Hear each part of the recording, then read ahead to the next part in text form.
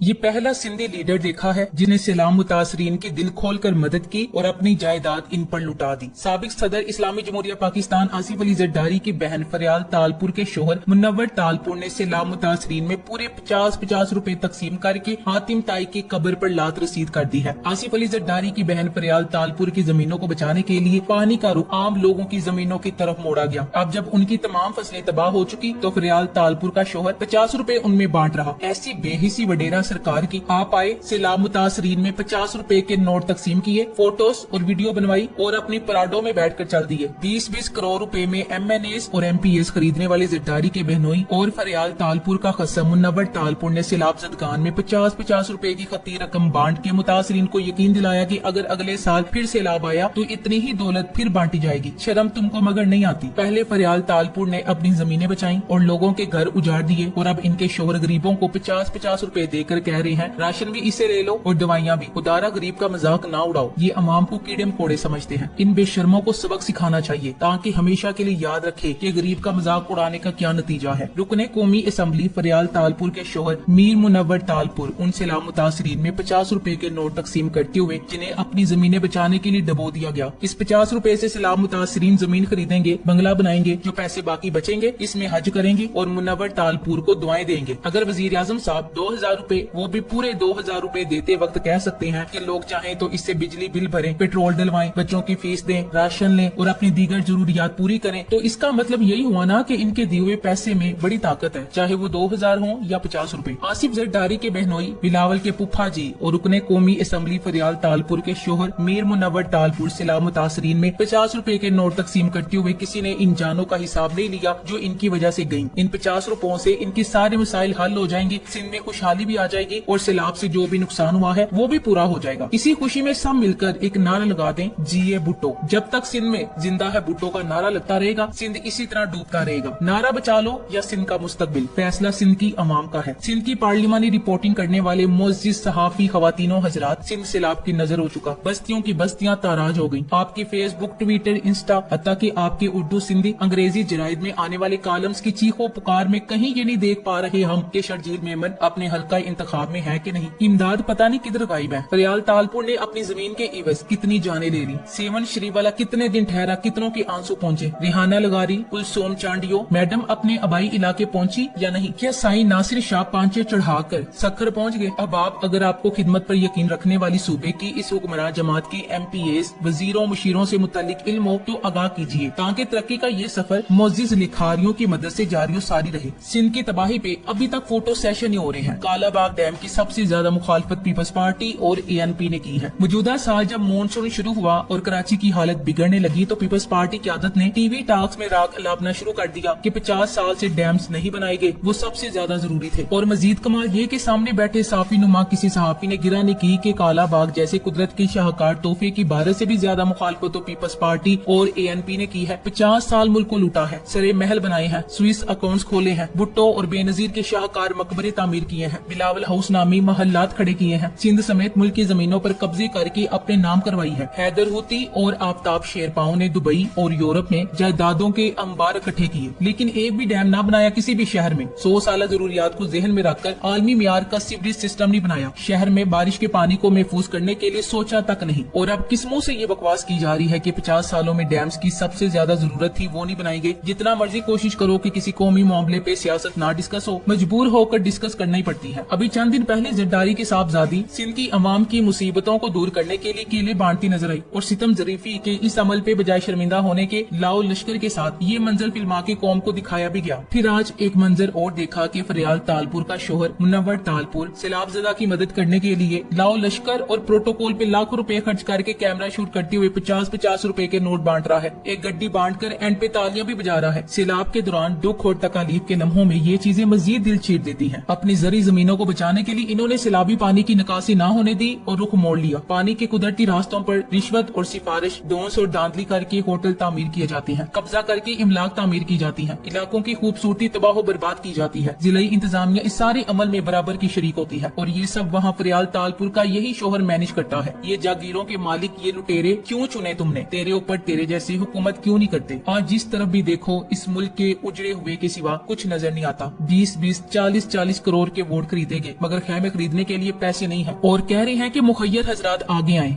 लानत बेशुमार, सारी जिंदगी जिनकी गुलामी की, वो कोई आज तुर्की में सैरो तफरी कर रहा है और कोई कनाडा में जाकर अपनी फैमिली के साथ अय्याशियां कर रहे हैं, कोई दुबई में बैठा तमाशे देख रहा है, कोई लंदन में बैठकर कह रहा है कि मुझसे कौम का दुख बर्दाश्त नहीं हो रहा है। दूसरी जानिब जिनको लोग दिन रात तनकीद का निशाना बनाते, वो आज आपके लिए मसीहा बन के खड़े हैं। आज खैबर पख्तूनख्वा की सारी काबीना लोगों के अंदर मौजूद है। इमदादी कार्रवाइयों को खुद वजीर आला मॉनिटर कर रहा है। इमरान खान भी आज वहाँ पहुँचे हैं, जिसके बाद पंजाब और सिंध में पहुँचेंगे। दूसरी, हम कपड़े बेचकर इस मुल्क को खुशहाल बनाएंगे, लेकिन वो क्या पता था कि हमारे कपड़े उतार ले जाएंगे। आज लोगों के पास दफनाने के लिए कफन नहीं है, लोग शापर में अपने प्यारों की मैयत डालकर दफना रहे हैं। इनके ही कहने पर आप लोगों ने काला बाग डैम जैसे मंसूबे की मुखालफत की और इसे बनने से रोका। अगर वो बन जाता तो अब बहुत सी तबाहकारियों से ये मुल्क बच जाता, लेकिन वो पानी जो डैमों में स्टोर होना था वो आपका घर बहा के ले गया है। लेकिन गड़ी खुदा बख्श में कब्रों पर आज भी दीवे जल रहे हैं, लेकिन गरीब के चूल्हे बुझ गए। नतीजा ये है कि वो आज भी जिंदा है और आप जिंदा रहकर भी मर गए हैं। कब जागोगे इस मुल्क के लिए? कब निकलोगे? कब इन वडेरों से अपना हक मांगोगे? कब कहोगे वो मुर्दा है जो 40 साल से जिंदा है? अब शोबाज कह रहा है कि आलमी बरादरी ने हमारी मदद नहीं की। आलमी बरादरी हमारी मदद क्यों करे? पहले ये कि आलमी इदारे पाकिस्तान पर एतमाद नहीं करते। इसकी वजह यह है कि हुक्मरान और अशराफिया अवाम के पैसे को अय्याशियों पर खर्च करती है। दूसरी बात, कुदरती आफात में नुकसान वजह कुदरती से रिसर्च की कमी और गफलत है और इसमें पूरी रियासती मशीनरी जिम्मेदार है। अब्बास मौलवी और सियासतदान सैलाब को जिस तरह अजाब इलाही करार देकर जान छुड़ा रहे हैं, दरअसल इन्होंने ठेकों में करप्शन की होती है और अपने जराइम पर पर्दा डालने के लिए अजाब की रट शुरू कर देते हैं। पाकिस्तान में बड़े सैलाब कुछ सालों के वक्फे से आते रहते हैं। विफाकी सैलाबी इदारे फेडरल फ्लड कमीशन की रिपोर्ट के मुताबिक पाकिस्तान की 75 साल तारीख में अब तक 20 से ज्यादा बड़े सैलाब आ चुके हैं, यानी हर तीसरे या चौथे साल के बाद एक सैलाब। पाकिस्तान में 2010 के सुपर फ्लड के बाद कौमी और सूबाई सतह पर डिजास्टर मैनेजमेंट अथॉरिटीज बनाई गई, जिसके साथ ही वाज़ेह हो गया कि हमने सैलाब को तबाही और बर्बादी पैदा करने वाली एक आफत समझकर निपटना है, न कि इसे एक नेमत और पानी की लामहदूद मिकदार को जखीरा करने का मौका समझकर। 15 अरब डॉलर से ज्यादा कीमत का पानी हर साल समंदर में चला जाता है। हर साल सैलाब में अफसर लोग, ठेकेदार, सियासतदान और रस्सागीर 500 अरब बनाते हैं। ये 500 अरब सालाना की इकॉनमी है, तो इसलिए ये सैलाब हमेशा आते रहेंगे। सिर्फ 2010 के बदतरीन सैलाब में 2 करोड़ से ज्यादा आबादी मुतासर हुई और 20 लाख पाकिस्तानी बेघर हुए और सिर्फ एक साल में पाकिस्तानी माशियत को 10 अरब डॉलर का नाकाबिले तलाफी नुकसान हुआ। हमारा मुल्क पानी की शदीद कमी का शिकार दुनिया के चंद एक खास इलाकों में शामिल है और इतने ज्यादा सैलाबी पानी को बगैर इस्तेमाल या जखीरा किए आबादियों या जरी जमीनों में तबाही फैलाने के लिए खुला छोड़ देना या समंदर बुर्द कर देना शर्मनाक है। अक़वाम मुत्तहिदा के इदारे वर्ल्ड रिसोर्स इंस्टीट्यूट की तंबीह के मुताबिक 2030 तक पाकिस्तान में सालाना 23 लाख अफराद सैलाब से मुतासिर हो सकते हैं। इस वक्त हर साल 7,15,000 अफराद सैलाबी पानी की बेरहम मौजों के रहमो करम पर होते हैं। इमरान खान डैम बना रहा था, मौसमी शिद्दत को कम करने के लिए दरख्त लगा रहा था, लेकिन उस वक्त सब मजाक बना रहे थे। आज हमारे पास डैम होते तो ये तबाही ही ना आती। Thanks for watching. Allah Hafiz.